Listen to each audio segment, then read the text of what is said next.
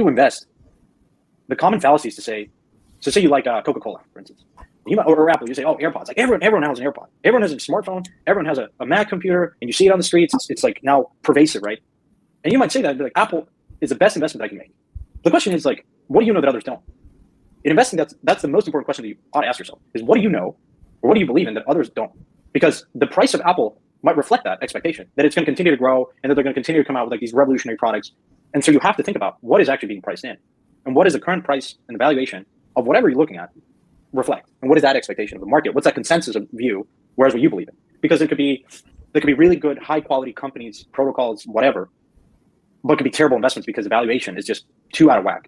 It's priced to perfection. Whereas they might be not so good companies, you might argue are terrible companies or terrible assets, but are priced to a point where they're left for dead. And so you're buying them at pennies on the dollar. And at the end of the day, you don't need much for that to be that might be the best investment.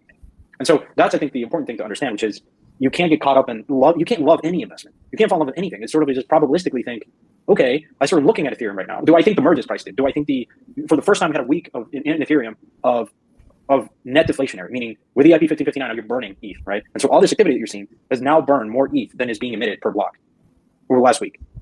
And it only gets better after the merge. And so do I think that's priced in? That's the question you should be asking yourself, not Ethereum's the best thing. And I'm just, it's already, it's trading at 4,500, like the fully diluted valuation X. Does that price and valuation reflect this expectation of continued activity in NFTs, DeFi, other systems, and other activity? Like, what does that price actually reflect? And what is the consensus view? And is that over or underappreciated? And that's ultimately what I look at.